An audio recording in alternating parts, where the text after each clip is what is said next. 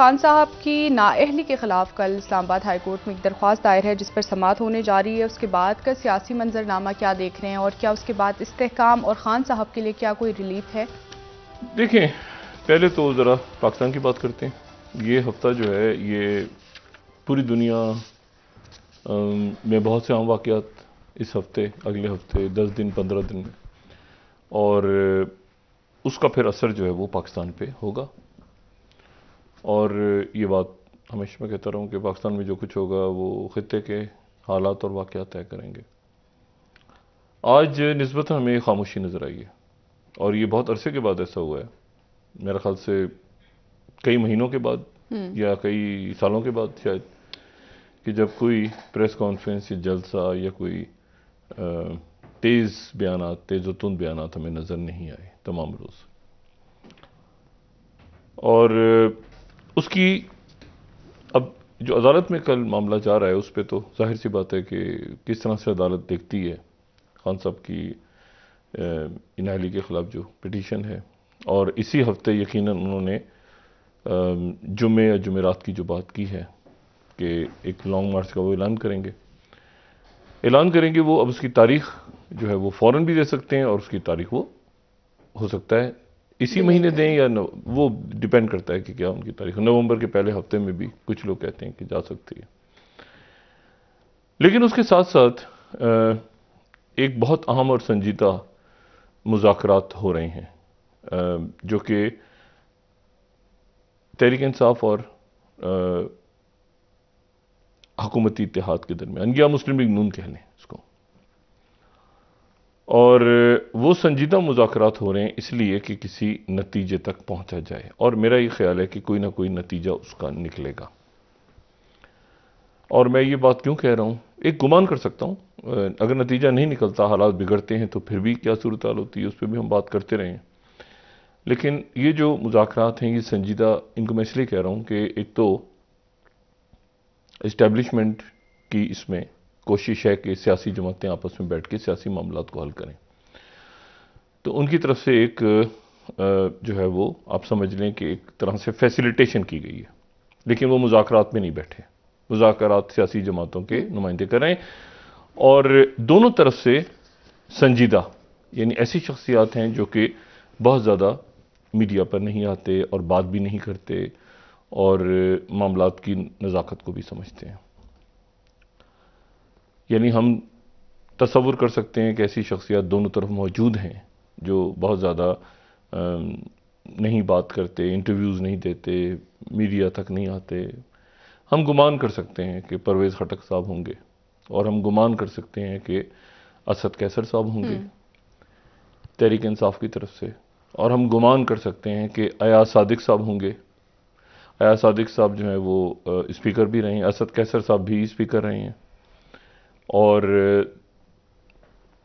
ایک جو ہے عمران خان کے ذاتی دوست ہیں، کلاس فیلو ایاز صادق، اور ایک جو ہے وہ عمران خان صاحب کی پارٹی سے ہیں۔ خواجہ سعد رفیق بھی ایک سیاسی کارکن، پرانے سیاسی خاندان سے ہیں، اور اسد کیسر صاحب اسپیکر رہے، تو یہ، اور پرویز خٹک صاحب وزیر دفاع رہے سابق، اور اس کے بعد یہ کہ وہ جب وزیر اعلیٰ تھے تو اس کے بعد پھر دوسری حکومت جو بنی اس میں یقیناً پرویز خٹک صاحب کی جو کارکردگی تھی اس کا بڑا رول تھا بطور وزیر اعلیٰ۔ تو یہ مذاکرات ہو رہے ہیں پس منظر میں کہ فریقین جو ہیں وہ یعنی کسی نتیجے پہ پہنچیں، اور دونوں طرف سے لچک کا مظاہرہ ہو۔ دونوں نے ایکسٹریم پوزیشنز لی ہیں تو لچک کا مظاہرہ ہو، ورنہ میں نے آپ سے کل بھی بات کی تھی، میں دوبارہ بات کہہ رہا ہوں کہ اسلام آباد میں پچھلے، آپ سمجھیں کہ اکتوبر کا مہینہ ہے، تو پچھلے ایک سال کے دوران جو ہے وہ کم سے کم 4 بار ایسی اسلام آباد میں گفتگو یہاں کی فضاؤں میں آئی کہ شاید جمہوریت جو ہے وہ ڈاماڈول ہوتی نظر آئی۔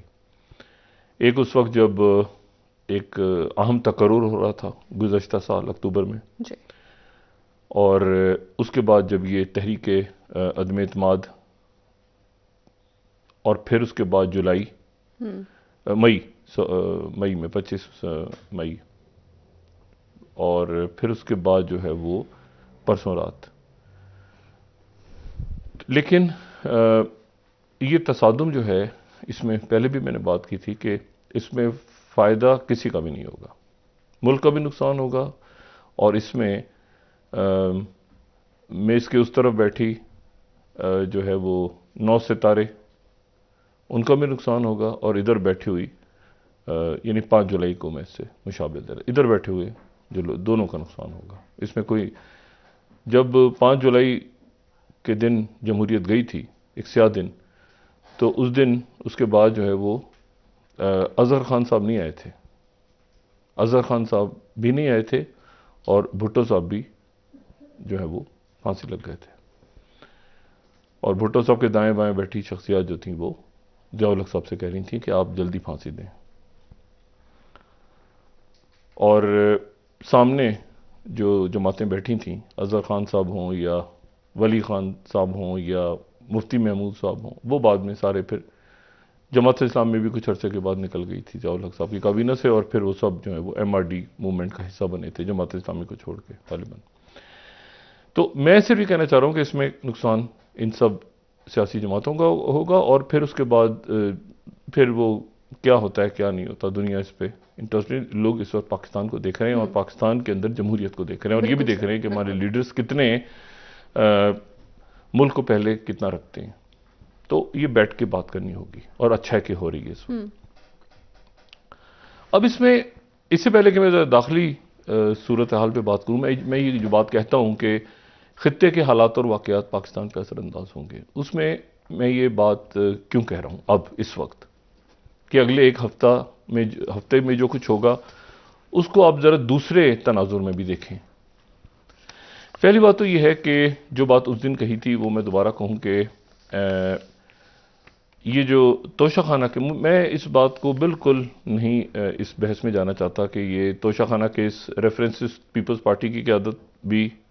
خوب اس وقت جب تھے تو انہوں نے بھی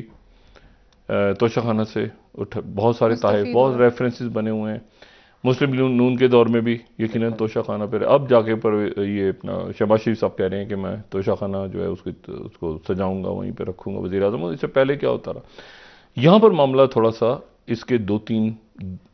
پہلو تو ہیں ہی سامنے، لیکن اس کا ایک اور پہلو بھی ہے، اور وہ اس کا سفارتی پہلو ہے، اور سفارتی پہلو اس کا یہ ہے کہ یہ جو گھڑی تھی، یہ محض گھڑی نہیں تھی، یہ گھڑی وہ تھی جو ایک ہمارے انتہائی اہم برادر ملک سعودی عرب کے ولی عہد نے عمران خان صاحب کو دی تھی، اور وہ گھومتے گھومتے